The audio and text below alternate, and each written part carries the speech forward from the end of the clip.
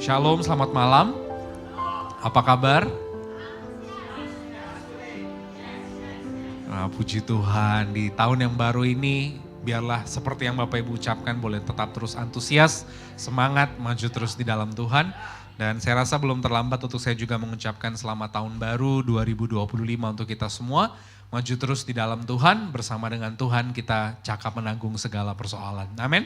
Mari kita buka firman Tuhan. Saya mau bagikan buat setiap kita pada malam indah hari ini, yakni jaminan tahun baru. Kebetulan ini di bulan Januari suasananya tahun baru ya, baik itu tahun baru Masehi maupun tahun baru Imlek. Jadi saya rasa tidak kebetulan kalau kita juga mau sama-sama belajar sebagai orang percaya, apa jaminan di tahun yang baru untuk saudara dan saya. Mari kita buka dari Mazmur 121, ayat 1 sampai dengan yang ke-8. Nanti 8 terakhir saya minta saudara baca bersama-sama. Mazmur 121 ayat 1 sampai 8. Judulnya Tuhan Penjaga Israel. Semua sudah di sana, amin? Demikian firman Tuhan. Mazmur 121 ayat 1 sampai 8. Nyanyian ziarah. Aku melayangkan mataku ke gunung-gunung, dari manakah akan datang pertolonganku? Pertolonganku ialah dari Tuhan yang menjadikan langit dan bumi. Ia tidak akan membiarkan kakimu goyah, penjagamu tidak akan terlelap. Sesungguhnya tidak terlelap dan tidak tertidur penjaga Israel. Tuhanlah penjagamu, Tuhanlah naunganmu di sebelah tangan kananmu. Ayat 6, matahari tidak menyakiti engkau pada waktu siang, atau bulan pada waktu malam. Tuhan akan menjaga engkau terhadap segala kecelakaan, Ia akan menjaga nyawamu. Ayat 8 terakhir, mari baca bersama-sama, 3, iya. Tuhan akan menjaga keluar masukmu dari sekarang sampai selama-lamanya. Terpujilah Tuhan kita, Yesus Kristus. Saudara, seperti yang saya katakan tadi, saya kasih judul khotbah untuk malam hari ini, jaminan tahun baru. Saya mulai dengan 2 cerita ya. Yang pertama itu adalah cerita yang berasal dari sebuah negara yang unik, namanya negara Australia. Kenapa unik? Karena Australia ini wilayahnya luas sekali saudara, tapi penduduknya sedikit sekali. Wilayah Australia itu kurang lebih 7,7 juta kilometer persegi. Jadi 7 kali lipatnya Indonesia gitu. Indonesia daratnya sekitar 1, sekian juta kilometer persegi. Makanya kalau sudah lihat gambar di depan itu ada warna yang merah itu adalah daerah high density atau padat penduduk, itu hanya di pesisir saja. Yang makin ke tengah itu warnanya kuning. Bahkan kalau sudah nanti mungkin berkesempatan pergi ke Australia itu ada di daerah tengah, saya pernah ke situ tulisannya unlimited saudara kecepatannya. Karena memang gak ada orang gitu, penduduknya gak ada. Yang ada hewan-hewan saja gitu. Jadi kalau ngebut juga gak ada yang kena gitu. Paling mobil kita kalau misalkan ada kanguru lewat. Nah menariknya karena wilayahnya begitu luas, penduduknya sedikit, penduduknya hanya 26 juta berdasarkan sensus 2022. Dan tanahnya begitu luas, makanya banyak peternakan, produksi juga tanaman di sana untuk ekspor keluar. Saudara tahu warga penduduk domba di sana lebih banyak daripada warga penduduk manusia gitu. Dombanya di Australia kalau tidak salah 78 juta, manusianya cuma 26 juta. Jadi kalau dombanya punya KTP, nah itu lebih banyak bisa pemilu gitu saudara, ya kan? Daripada yang namanya manusianya. Bahkan mereka sudah mengekspor daging. Selain domba juga sapi lebih banyak jumlahnya daripada manusia. Dan Australia itu juga produsen kentang saudara. Jadi para penikmat kentang di dunia salah satu pemasoknya adalah Australia. Nah cerita tentang kentang saudara, ada seorang petani di Australia. Biasanya di Australia itu punya kebiasaan kalau kentang itu sudah panen mereka akan memisahkan antara kentang yang kualitasnya baik, besar-besar, dengan kentang yang kualitasnya buruk, kecil-kecil, lalu kelihatan di pinggir-pinggirnya warnanya agak gelap. Kalau di sini bilangnya apa ya Rado? Bosok gitu loh saudara, ya kan? Nah itu dia harusnya dipisahkan. Tapi satu ketika ya petani ini lupa untuk memisahkan. Jadi dia masukkan saja semua di truknya gitu. Ada gambar truknya sebelumnya saudara. Jadi dia masukkan saja di truknya, lalu tiba-tiba truk itu berjalan kan melewati jalan yang bebatuan, ya penuh medan yang berat, ya menanjak, menurun sampai ke pasar tempat untuk dia mendistribusikannya. Tapi anehnya waktu dia turun dia lihat kentang-kentang itu sudah terpisah dengan sendirinya. Ternyata kentang yang kecil-kecil yang kualitasnya buruk itu masuk ambles ke bawah. Kentang yang bagus, yang besar-besar itu ada di atas semua. Ya, jadi saudara bisa perhatikan itu dulu. Jadi kentang ini yang kualitasnya baik, yang bagus, yang besar ada di atas dengan sendirinya. Itu cerita yang pertama. Cerita yang kedua saudara, ada 2 perusahaan otomotif terkenal di dunia dari negara Jerman. Saudara pasti tahu namanya perusahaan Mercedes sama perusahaan BMW. Nah, dua perusahaan otomotif ini identik dengan orang-orang yang kalau mau menyatakan ya dia sudah ada di level tertentu, dia akan beli mobil itu. Walaupun berasal dari negara yang sama, tapi mereka ini bersaing ketat, saudara. Jadi yang paling tua itu BMW itu lahirnya 1916, baru Mercedes 1926. Saya rasa kita belum lahir ya, tahun segitu. Tapi Jerman sudah produksi mobil, saudara. Nah, BMW dengan Mercedes ini selalu bersaing. Jadi cara bersaingnya pun unik. Mereka saling mengambil atau memperebutkan pegawainya atau direksinya. Kalau kira-kira penjualan BMW meningkat, nanti Mercedes itu akan bidik, nanti ditawarkan fasilitas macam-macam gitu. Nih jaminan nih, kamu pindah aja dari BMW ke Mercedes. Misalkan ditanya, di BMW kamu sebagai direktur keuangan, direktur pemasaran, gajimu berapa? Terakhir itu tercatat di catatan saya ada $270.000 setahun atau 22.500 sebulan, 360 juta sebulan gitu. Oh enggak, kalau kamu pindah ke Mercedes akan dinaikkan lagi. Setahun enggak 12 kali gajian, 15 kali. Oh di BMW ditawarin lagi, kamu nanti dapat mobil setiap tahun. Oh kalau di Mercedes kamu mau pindah ke Mercedes sampai kamu mati, kamu enggak akan ada cerita enggak punya mobil. Walaupun pensiun kamu dikasih mobil baru. Terus lagi saling tarik menarik dengan cara memberikan jaminan-jaminan yang menggiurkan secara mata fana. Sampai akhirnya juga ada salah satu perusahaan bilang, kalau kamu pindah kerja di sini sama kami, kamu bukannya dapat gaji, tunjangan, fasilitas, rumah, mobil sampai kamu mati, ya kan? Kamu juga dapat saham loh, dibilangin gitu. Walaupun jumlahnya nggak sampai 1% kan lumayan gitu. Jadi saudara, mereka itu saling pindah-pindah aja. Ya, kalau transfer pemain bola ini transfer anggota direksi aja saudara antar mereka gitu. Ya kan? Kenapa? Karena jaminan-jaminan itu. Nah, apa yang menarik Bapak Ibu Saudara? Kita sekarang masuk di suasana tahun yang baru. Di tahun yang baru tentu sebagai manusia tidak ada yang di antara kita yang tahu apa yang akan terjadi sepanjang 12 bulan ke depan.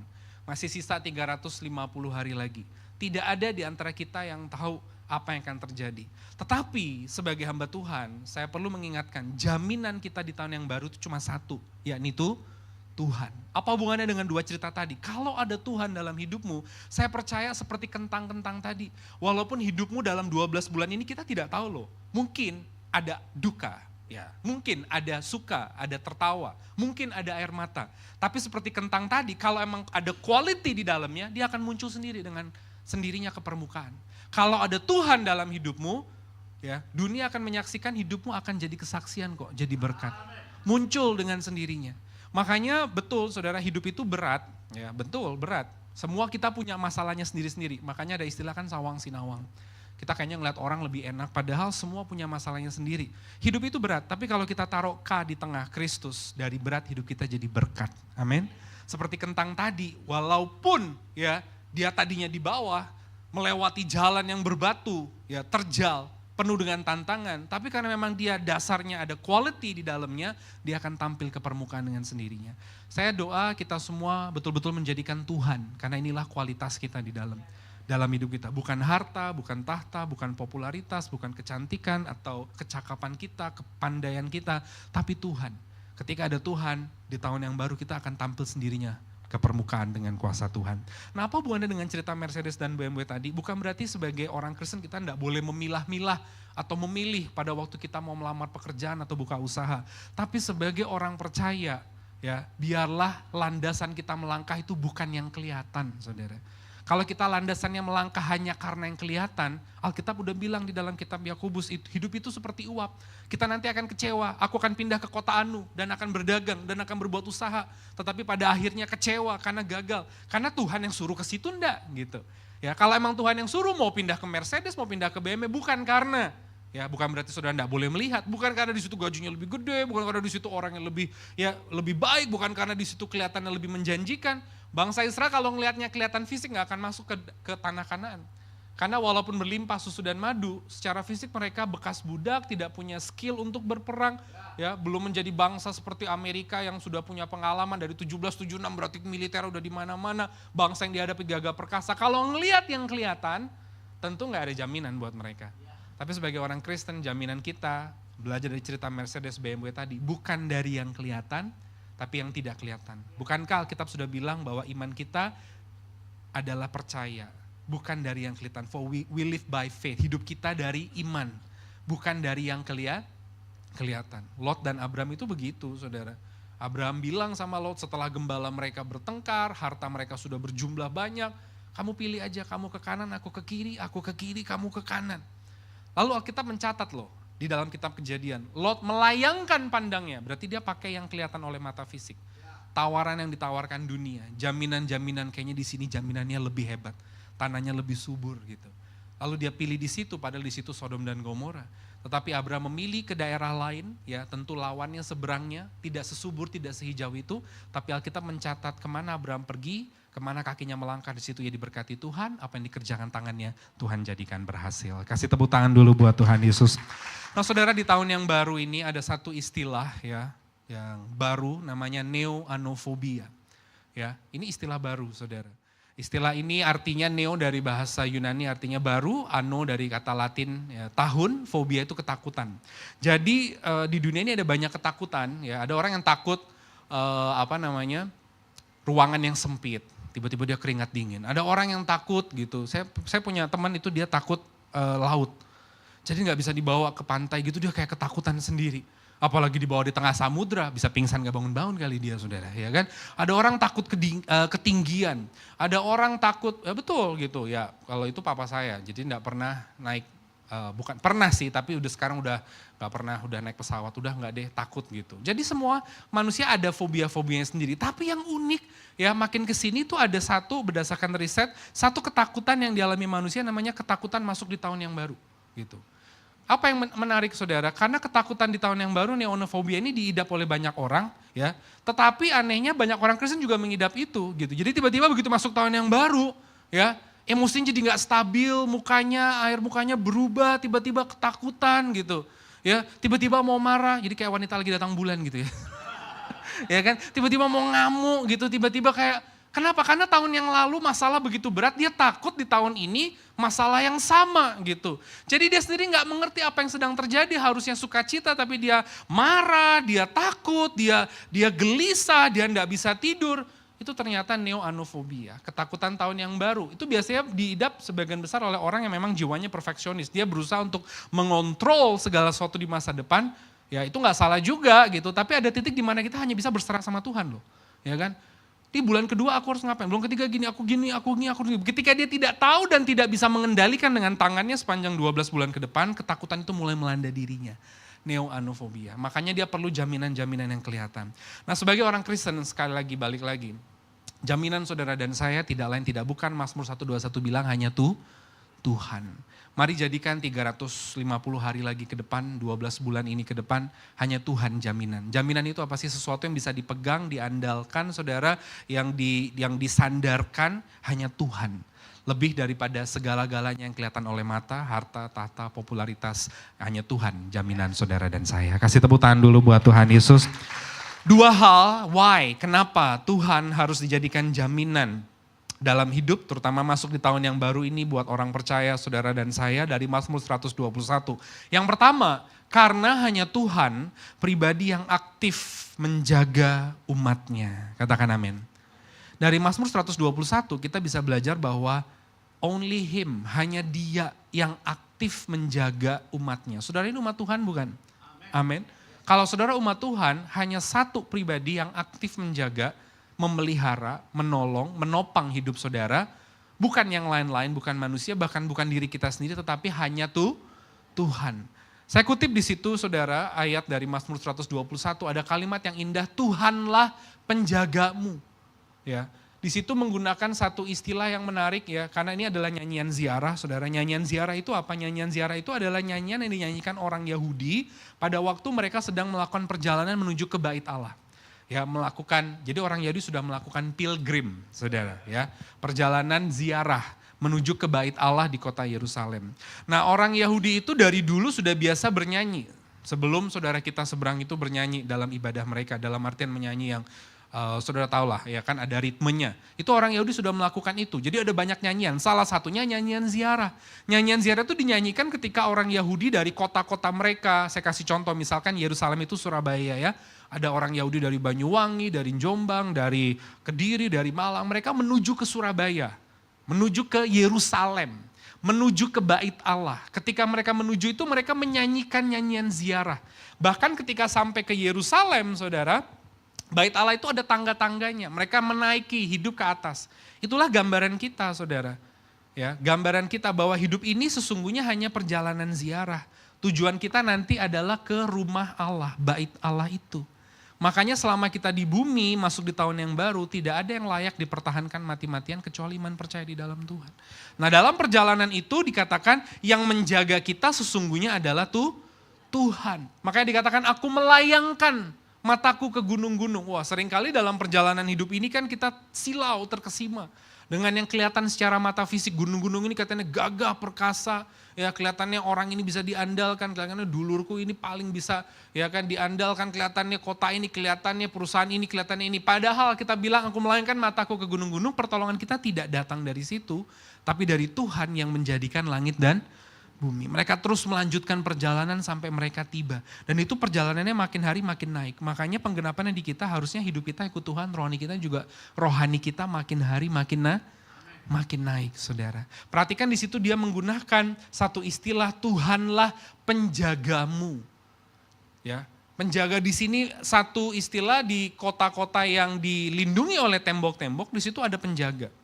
Penjaga itu tidak boleh terlelap, makanya ada shift gitu. Bergantian menjaga. Ketika mereka berjaga supaya mereka tahu apakah ini ada musuh, apakah ini ada kawan atau lawan, mereka harus berjaga. Sesungguhnya penjagamu itu Tuhan, dia tidak akan terlelap. Dalam bahasa aslinya saudara, dia tidak akan yang namanya hilang ketiduran sekalipun, sedetik pun. Itu Tuhan. Dia aktif melihat, dia tahu kondisimu hari ini, dan dia menjagamu, dia menolongmu, dia memeliharamu, dia menopang hidup saudara dan saya. Ya, kalau saudara kita ini manusia ini kan naturnya pasti perlu istirahat. Ya, apalagi saudara yang kemarin Natal tahun baru ya kan pasti repot-repotnya bangun jam 5 tidur jam 12 malam acara ya kan terus apa segala macam. Pasti ada satu titik, betul tidak? Ketika saudara mungkin di kendaraan ya atau saudara di kantor atau saudara di toko ya paling saudara merem ya memejamkan mata sebentar 5 menit gitu. Itu sudah hitungannya terlelap loh saudara. Ada di sini yang 2 hari tidak tidur-tidur tidak ada rasa lelah. Silakan tes urin, ya kan? Pasti ada lelahnya saudara, ya kan? Nggak mungkin 2 hari begadang nggak tidur-tidur tuh pasti ada rasa ngantuk. Itu natur manusia, makanya manusiawi. Tetapi Tuhan kita tidak seperti manusia. Dikatakan dia penjagamu tidak akan terlelap. Makanya segala sesuatu yang terjadi di muka bumi ini, ada gambar ilustrasi di depan, ini ada galaksi saudara. Di dalam satu galaksi itu ada miliaran tata surya, kita ini baru satu tata surya saudara. Bumi, planet-planet lain dengan matahari, ya kan? Saling mengelilingi, di situ mengelilingi matahari gitu. Itu baru satu titik saudara. Kalau saudara pergi ke planetarium akan dijelaskan bahwa kita ini kecil banget gitu. Tetapi tidak satu pun, ini hanya gambar ilustrasi, tangan di sini maksudnya adalah ada satu tangan yang menjaga. Sehingga tidak ada satu hal pun di dunia ini, di alam semesta ini yang terjadi lepas dari kontrol, kendali dan izinnya Tuhan. Sehelai rambutmu pun jatuh, tidak mungkin terjadi tanpa izin dan kendalinya Tuhan. Makanya kita gak bisa berharap dan mengandalkan yang kelihatan. Justru harus berharap mengandalkan jaminan kita, justru yang gak kelihatan itu Tuhan, karena dia gak pernah terlelap. Dan segala sesuatu di alam semesta ini pun tidak mungkin terjadi jatuh lepas dari izinnya Tuhan. Semua atas izin Tuhan. Termasuk saudara yang terbaru kalau kita lihat yang kasus Los Angeles wildfire ya atau kebakaran hebat di Los Angeles. Saya di sini nggak dalam rangka menghakimi, enggak. Karena lagi ramai itu di dunia maya. Wah, ada yang menghakimi, ada yang enggak gini. Tapi kita coba cerna aja gitu saudara.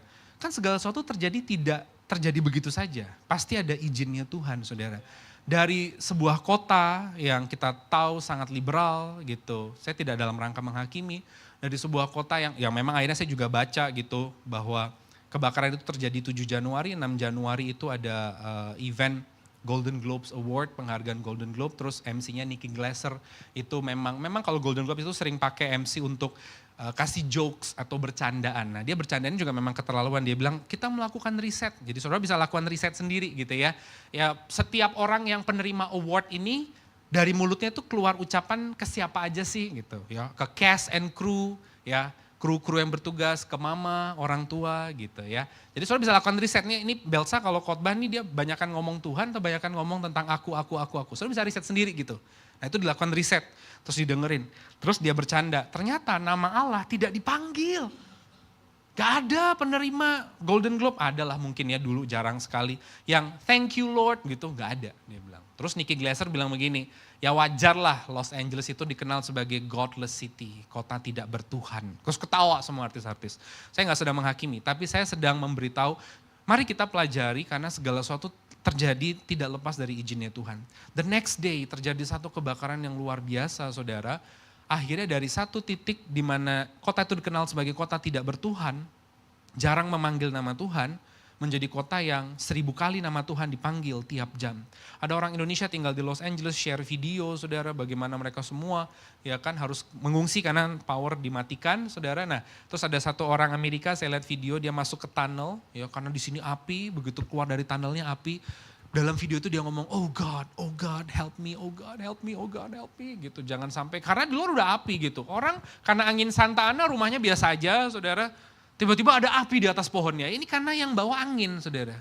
Anginnya bukan angin Indonesia yang lembab, humid, tapi angin yang dry, yang kering. Tiba-tiba, loh kok ada api, padahal dia udah dimatikan powernya. Nah gitu, makanya, oh Tuhan tolong Tuhan, ojo sampai kena omahku. Jadi dari satu kota yang dikenal sebagai godless city, menjadi kota akhirnya menyerukan nama Tuhan di setiap detik. Ya kita tidak sedang dalam rangka menghakimi, tapi mari kita belajar bahwa disinilah pentingnya untuk kita tidak melihat yang kelihatan. Yang kelihatan itu bersifat sangat sementara dan fana dan tidak punya power. Tapi justru Tuhan yang tidak kelihatan itu dia yang tidak terlelap. Penjagamu itu tidak terlelap. Hari ini mari andalkan Tuhan dalam hidup setiap langkah saudara dan saya. Saya punya satu cerita ilustrasi menarik. Seringkali sebagai orang Kristen, kita merasa Tuhan itu pasif. Padahal dia aktif menjaga saudara dan saya. Sama-sama bilang saya aktif. Pasif tuh kayaknya saya udah berdoa Tuhan gak jawab. Saya sudah puasa ya kan Tuhan belum menjawab. Padahal segala sesuatu seperti gambar galaksi tadi terjadi di bumi ini tuh tidak lepas dari izinnya Tuhan. Jadi Alkisah ada seorang yang duduk di pinggir sumur, tidak dekat sumur tapi ada dekat sumur itu, maksudnya tidak persis di samping sumur, tapi dekat sumur itu ada pohon, terus dia duduk merenung, dia tutup mata, ya dia mau cari ketenangan gitu ya. Terus kemudian tiba-tiba ada orang mampir ke sumur itu, minum, diambil air, dia minum. Ketika dia minum dia menjatuhkan kantong uangnya dia, gitu, kantong kan zaman dulu. Terus dia pergi. Lalu ada orang kedua, datang, minum, dia lihat kok ada kantong uang, dia ambil kantong uang itu. Dia kaget kok ada kantong uang, karena gak ada orang di situ, ya kan. Zaman dulu juga belum ada CCTV, ya kan. Terus akhirnya saudara, tiba-tiba ada orang ketiga. Nah ada orang ketiga, dia minum di situ, terus dia lelah, dia duduk di pinggir sumur. Datang orang pertama, kamu tadi lihat uang jatuh? Enggak, ini gak ada, kamu yang ngambil lah. Cekcok berantem, dibunuh orang ketiga saudara. Singkat cerita sumur itu sepi lagi. Lalu orang yang ada di dekat sumur itu, di pohon itu dia ngomong, Tuhan ini sebenarnya lihat gak sih kejadiannya? Kok kelihatannya Tuhan ini pasif aja? Ada kebakaran, ada orang jahat, ada orang bunuh, ada begini, masalah di kantor, di keluarga. Kelihatannya Tuhan pasif. Tuhan menjawab, kelihatannya pasif. Padahal aku aktif bekerja. Do you know, kamu tahu bahwa orang pertama itu ya yang menjatuhkan uang itu dia sebenarnya pencuri. Jadi orang kalau nyuri-nyuri juga uangnya gak berkat gitu, gak abadi, gak bisa dia nikmati. Pada akhirnya gone uang itu saudara. Uang itu hilang. Kamu tahu orang kedua itu adalah anak dari seorang yang hidupnya berlutut papanya, berdoa, minta berkat Tuhan. Bisa dapat berkat dengan cara yang tak terduga. Kamu tahu siapa orang ketiga? Orang ketiga itu adalah orang yang sebenarnya sudah berbuat bejat, membunuh, berbuat ini, lari dari tanggung jawab, lari dari pihak berwajib, dengan sendirinya pada akhirnya pedang mengejar dia dengan cara yang aneh gitu. Makanya kan Tuhan Yesus bilang jangan mulai dengan pedang Petrus, nanti kamu mengakhiri dengan pedang gitu. Lalu orang ini kaget, aku gak tahu ya ada cerita seperti itu, berarti kelihatannya Tuhan ini pasif. Ya, seringkali dalam hidup kita sebagai orang Kristen Tuhan kayaknya gak ngomong, gak jawab. Ya, Tuhan tahu gak sih ini aku lagi repot, aku lagi susah, aku lagi bergumul, aku lagi diserang orang. Tuhan tahu. Makanya jaminan kita hanya Dia, sebab Dialah satu-satunya pribadi yang aktif menjaga, menolong, memelihara saudara. Kasih tepuk tangan dulu buat Tuhan Yesus. Yang kedua saudara, dari Mazmur 121 ada 2 poin saja. Jaminan kita di tahun yang baru ini tidak lain tidak bukan hanya Tuhan. Kenapa? Dari Mazmur 121, karena hanya Tuhan yang paling tahu kelemahan umatnya, saudara dan saya. Sama-sama bilang ke saya, aku punya kelemahan, aku punya pergumulan, hanya Tuhan yang paling tahu. Amin. Dari mana saya bisa katakan demikian? Mari kita lihat Mazmur 121, saya kutip di situ ada kalimat, ia tidak akan membiarkan kakimu goyah. Tadi saya sudah bilang nyanyian ini adalah nyanyian ziarah. Jadi nyanyian yang dinyanyikan orang Yahudi pada waktu mereka mau pergi ke bait Allah gitu, berziarah gitu ya. Itu di dalam perjanjian lama seperti itu. Nah, orang Yahudi tahu bahwa pergi ke Bait Allah itu pergi ke gunung karena Yerusalem itu tingginya kurang lebih 700 meter di atas permukaan laut. Jadi kalau saudara yang pergi ke Israel musim-musim dingin, ada kalanya di tahun-tahun tertentu saat wilayah Israel lainnya hanya 7 derajat, tiba-tiba kok di Yerusalem ada salju walaupun tipis-tipis. Pernah dengar itu? Ya itu bisa terjadi karena Yerusalem itu tingginya kayak batu gitu. Jadi sudah negaranya ada musim dingin, kotanya ini tinggi gitu, seperti batu. Jadi orang misalkan dari berbagai penjuru pergi naik ke atas batu gitu loh saudara. Nah perhatikan yang dari utara, dari selatan, Beersheba, dari Hebron, dari mana semua perjalanan, belum ada mobil zaman itu. Kaki pasti lelah. Sudah gitu sampai ke Yerusalem masih harus menanjak. Waduh, menanjak itu saudara belum ada mobil nih ya kan. Belum ada Gojek, pesan aplikasi tinggal diantar saudara, capek banget. Ya saya tipe yang jadi gini, dulu waktu saya kecil itu, saya pingin naik gunung gitu. Terus papa saya bilang, enggak lah udah kamu jangan naik gunung. Kenapa sih? Dia bilang gitu ya kan. Papa saya bilang begitu. Jadi papa saya itu dulu waktu mudanya, dia mahasiswa Universitas Indonesia, dia anggota Mapala, dia adik tingkatnya Suhokgi. Jadi di situ ada foto-foto orang yang pecinta alam. Mapala manusia pecinta alam. Jadi papa saya sudah menaklukkan banyak gunung gitu. Nah, masa saya enggak, saya kepingin gitu kan. Papa saya bilang, enggak lah jangan, kamu jangan. Kenapa? Dia bilang, kamu soalnya tampangnya tampang ngafe. Dia bilang, duduk di kafe. Itu saudara jangan ketawa, itu sebenarnya sindiran buat saya. Koniku lemu gitu, senengnya mangan gitu. Gak usah sok-sok naik gunung, kamu nanti sesek, kamu nanti dehidrasi. Oh mau ngomong begitu. Jadi papa saya tuh dari dulu ngomong gitu. Memang badan papa saya bagus. Saya aja yang wow sehat badannya ya kan. Jadi saya nggak pernah naik gunung, gak pernah dikasih izin dia gitu. Kenapa? Karena janganlah, saya tahu naik gunung itu repot, nanti kamu terhilang, tersesat gini. Akhirnya sudah pudar cita-cita saya. Nah suatu kali waktu saya pergi ke Israel pertama kali saya naik gunung Sinai. Semangat saudara. Pulang saudara, aduh letih lesu berbeban berat. Aduh Tuhan gak lagi-lagi. Terus pimpinan turnya bilang gini, habis itu saya masih 2 kali lagi pergi ke Israel. Gimana naik gunung Sinai Pak? Enggak lagi-lagi. Sekali toh aja saya bilang gitu. Lah nanti kan kamu kalau mimpin lagi kamu akan istilahnya akan menyuruh orang untuk naik gunung gitu. Ya orang lain aja aku enggak wis. Ya kan biarin aja bener. 2 kali lagi setelah itu saya saudara silakan Bapak Ibu yang mau naik gunung. Pak Basa enggak, saya bilang gitu. Sudah pernah sekali seumur hidup, lebih baik bener papa saya duduk di kafe aja, saya bilang gitu ya kan. Saya duduk di kafe minum hot chocolate, udah karena saya nggak bisa gitu. Saya capek, lelah, saya bilang gitu. Tapi yang bisa kesana kuat, good ya kan. Saya enggak, jadi jangan berharap saya ikut, saya bilang begitu. Sudah saya bisa bayangin, berarti naik gunung itu, mereka punya niat mau ke bait Allah. Kakinya tuh goyah saudara. Bergetar gitu karena perjalanan yang begitu berat. Tetapi pemazmur bilang sesungguhnya dia tahu kelemahanmu, dia tidak akan membiarkan kakimu goyah. Jadi bukan yang kelihatan infrastrukturnya apa, tapi kekuatan dan kekuasaan Tuhan itu yang tahu kelemahanmu dan dia menolong engkau. Bahkan dia izinkan ada kelemahan supaya kita bisa lihat dia berkarya dengan cara yang luar biasa. Bahkan ada ayat lagi saudara di Mazmur 121 itu kalimatnya begini, dialah naungan tangan kananmu. Jadi kalau prajurit itu tangan kiri pegang perisai, tangan kanan pegang pedang. Kenapa ada kalimat naungan tangan kanan? Karena yang lebih aman itu tangan kiri karena ada perisai. Tapi tangan kanan kan tidak ada perisai. Dia yang berperang menggunakan pedang. Tapi Tuhanlah yang melindungi naungan tangan kananmu. Artinya kita gak bisa mengandalkan yang lain. Karena hanya satu pribadi yang paling tahu kelemahanmu dan dia paling tahu pergumulan persoalan hidupmu, hanya dia Tuhan saja. Lebih loh daripada pasangan. Pasangan kita tidak selamanya bersama dengan kita. Orang tua kita tidak selamanya dengan kita. Anak kita tidak selamanya dengan kita. Tapi hanya Tuhan yang selalu bersama dengan kita. Makanya saya selalu bilang kalau saya misalkan konseling orang mau nikah, saya bilang gini, kamu harus jatuh cinta sama Tuhan dulu. baru sama pasangan. Kenapa? Karena Tuhan itu segala-galanya. Kalau kamu cinta Tuhan, kenal Tuhan dulu, pasti dampaknya ke pasangan baik. Tapi kalau belum cinta Tuhan, tapi cinta yang lain dulu, belum cinta Tuhan, cintanya uang, belum cinta Tuhan, cintanya yang kelihatan mata, cintanya manusia, cintanya bangunan, cintanya benda, cintanya ini, wah bahaya. Lebih baik cintanya Tuhan dulu, karena hanya Dia satu-satunya.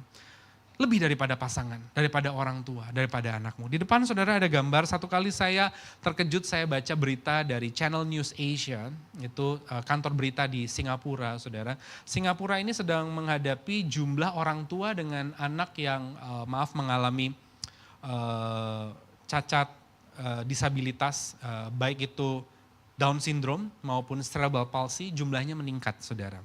Di depan ini ada gambar seorang mama dengan anak, dan kita tahu Singapura bukan seperti Indonesia, dia lebih individualis. Jadi kalau sudah pergi ke MRT-nya gitu nanti, ya semua sibuk dengan handphonenya sendiri. Kalau di Indonesia kan masih agak lumayan ya nyapa. Ya apa kabarnya? Wih kok wis rapi? Gurung, wah gitu. Jatuh-jatuhnya julid gitu ya kan, gitu saudara. Masih bisa ngurusin orang, tetangga Singapura nggak ngurus you, I, ya kan. Kerja sendiri-sendiri, hidup sendiri-sendiri.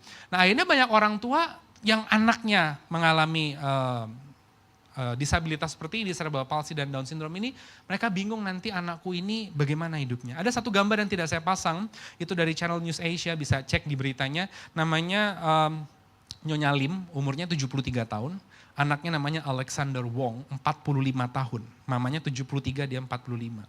Tapi anaknya itu mengalami sakit cerebral palsy yang parah, dan setiap hari mamanya ini harus menahan tangis karena melihat anaknya itu butuh waktu 30 menit dari kamar tidur ke meja makan, jalannya pelan, terus makan sambil tumpah-tumpah saudara. Kenapa? Di wawancara Channel News Asia, kenapa Nyonya Lim mengizinkan itu? Because if I die, who will care of him? Dia bilang. Jadi dia harus mandiri sendiri gitu. Tapi saya semakin hari saya dengan semakin tambah tua, tambah umur dia juga tambah tua gitu. Saya tahu saya suatu hari akan mati, saya tersayat-sayat gitu. Walaupun dia udah diajarin gimana caranya menghasilkan uang kerja. Ya karena dia tidak seperti manusia normal lainnya. Siapa yang akan ngurus dia, yang tahu kelemahannya dia itu cuman saya. Sampai satu titik Nyonya Lim bilang begini, aku serahkan anak ini ke Tuhan. Nah ini yang memberkati saya saudara. Karena pada akhirnya saya pun terbatas gitu. Saya tuh juga pada ini akan mati gitu. Suami atau pasangan kita tergantung siapa yang duluan kita nggak tahu. Anak juga nggak selalu sama kita. Ya, artinya seperti yang dikatakan Nyonya Lim tadi, akhirnya dari berita itu saya terberkati. Dia bilang, I surrender him to God. Karena pada akhirnya cuman dia, Tuhan, yang tahu kelemahan anak ini. One day saya nggak ada, hidupnya milik Tuhan. Tuhan yang akan pegang kendali, bahwa Tuhan kirim orang akhirnya ngurus, bahwa akhirnya dia bisa lebih mandiri, bahwa akhirnya dia meninggal dulu, saya nggak ngerti. Tapi hidupnya di tangan Tuhan, sebab Tuhan yang paling tahu, bahkan sampai kepada kelemahannya. Kasih tepuk tangan dulu buat Tuhan Yesus. Jadi jaminan kita di tahun yang baru, sekali lagi bukan yang kelihatan, hanya Tuhan. Karena hanya dia lebih daripada orang tua kita, daripada pasangan kita, daripada anak kita, tahu kelemahan kita, masalah kita, sampai ke akar-akarnya. Bahkan saudara seringkali sebagai penutup, ada masalah, ada kelemahan hidup dalam diri kita diizinkan Tuhan loh. Karena dia itu mau berkarya dalam hidup kita. Amin. Seperti yang saya selalu katakan, gimana kita bisa tahu istilah mujizat kesembuhan kalau kita nggak tahu kata sakit dulu. Gimana kita tahu ada yang namanya pemulihan kalau kita nggak tahu ada yang namanya masalah dulu. Gimana kita nggak tahu ada yang namanya terobosan kalau kita nggak tahu yang namanya pintu tertutup semua. Makanya seringkali kelemahan pun Tuhan izinkan karena dia mau berkarya di situ supaya akhirnya kita melihat kuasa, kasih, kebaikan Tuhan yang luar biasa. Sebagai penutup saya ingat satu cerita dari seorang hamba Tuhan. Dia bercerita satu kali dia pergi ditinggal di luar negeri saudara. Dia pergi ke sebuah toko buku. Pada saat dia pergi ke sebuah toko buku, di toko buku itu sedang diadakan lomba menggambar untuk kategori anak umur 10 sampai 12 tahun. Silakan mendaftar ya, nanti bawa kertasnya dari toko itu, nanti anak itu boleh menggambar di video kan sekarang seperti itu, satu kali saja, terus kemudian diserahkan kembali. Hadiahnya lumayan menarik, hadiahnya ada buku-buku, ada uang, katakanlah mungkin tidak terlalu banyak tapi untuk seorang anak bisa buat uang saku, kalau dirupiahkan 1,5 juta gitu ya kan. Terus buku-buku gitu, terus juga dapat buku-bukunya seperti ensiklopedia gitu loh saudara. Akhirnya papanya ini tertarik, dia daftarkan, terus dia tahu anaknya yang pertama, anaknya ada 2, itu senang menggambar. Nah kamu bisa gambar, coba gambar, siapa tahu kamu menang. Ya, juara 1, ya kan, hadiah ini. Juara 2 ini, juara 3, juara harapan. Sekarang gitu loh saudara. Harapan sampai 3 terakhir harapan orang tua, ya kan. Sebenarnya harapan itu kan cuma mau bilang juara 4, juara 5, juara 6 gitu ya kan saudara. Terus habis itu dia bilang ya oke Pak, dia gambar. Dia gambar, sudah dijepret foto, ada video selesai. Sudah Pak, sudah selesai, bagus. Nanti Papa kasih kembali ke toko buku itu ya. Ya Papa mau mandi dulu, taruh di meja. Ya, oke anak itu taruh di meja. Ya papanya mandi, anaknya taruh di meja. Nah tiba-tiba ada anak kedua. Saya tahu cerita huru hara di keluarga tuh bisa begitu, karena saya punya anak 2 juga, begitu saudara. Tiba-tiba adiknya umur 5 tahun, saudara, belum 5 tahun, datang ke meja. Dia melihat ada kertas, ada pensil. Nah mulailah perang dunia ketiga ya kan. Dia ambil pensil saudara, dia pikir itu mainan, dia seret garis. Waduh kakaknya lihat dari jauh, itu lomba. Wah, bus itu dari damai saudara langsung perang, berantem, nangis. Mamanya kaget di mana, papanya keluar dari kamar mandi. Kenapa? Ya ini soalnya ini kan gambarku. Ya dua-duanya gak salah juga. Kamu juga kenapa taruh di meja yang bisa dijangkau oleh adikmu. Adiknya juga kamu udah dikasih tahu. Kalau ada barang yang bukan punyamu jangan asal coret gitu. Aduh gimana ini gitu. Ini buat lomba. Akhirnya kakaknya dengan menangis, ya udah gak apa-apa aku tambahin dikit aja, gak udah lah gimana gitu. Udah singkat, selesai. Udah kita berserah aja deh. Syukur-syukur bisa dikumpulkan. Ya hasilnya bagus ya mudah-mudahan dapat harapan 3 gitu. Ya kan kalau enggak harapan orang tua aja lah. Ya kan. Ternyata 2 minggu kemudian papanya ditelepon, Pak selamat anak bapak juara 1. Waduh. Papanya bingung. Habis huru hara di rumah. Berantem. Yang kakaknya mau mukul adiknya. Adiknya nangis-nangis. Ya tahu sendiri yang punya anak begitu kan saudara. Gitu. Makanya kalau punya anak kecil itu saya maklum kok. Saya punya anak begitu, satu 10 tahun, satu 5 tahun. Jadi saya selalu bilang kalau ngobrol sama tetangga ya atau bagaimana saya bilang kalau you dengar saya teriak itu saya sudah ngomong halus 5 kali ya kan. Tapi berhubung anak saya sedang belajar jadi saya pagi-pagi burung pipit berubah jadi dinosaurus saya bilang gitu. Tenang aja bangun saya bilang gitu ya kan. Jadi papa kaget kok juara 1 gitu. Iya Pak, gambar anak Bapak adalah salah satu-satunya gambar yang punya goresan unik. Itu ternyata jadi seperti angin semilir. Waduh. Itu dianggap itu goresan kecelakaan gitu. Karena adiknya main coret aja gitu. Nah itulah hidup kita. Seringkali ada kelemahan, kita kerasa seperti huru hara, seperti bertengkar. Tapi di balik kelemahan dan persoalan pergumulan itu Allah bisa bekerja menjadikannya indah loh. Amin. Makanya jaminan kita yang kedua, ya kenapa hanya Tuhan jaminan kita. Karena yang kedua hanya Dia yang paling tahu cara untuk dia aktif menolong kita dan yang kedua hanya Dia yang paling tahu kelemahan saudara dan saya. Sebagai penutup mari kita baca bersama-sama ayat ini dari Korintus 12 ayat 9. Mari kita baca bersama-sama 3 iya. Cukuplah kasih karuniaku bagimu sebab justru dalam kelemahanlah kuasaku menjadi sempurna. Seperti Nyonya Lim tadi pada akhirnya dalam kelemahan masalah dia akhirnya dia bilang biar kuasa Tuhan yang bekerja. Makanya kita diizinkan akhirnya mengandalkan Tuhan dalam tahun yang baru ini. Kita berdoa.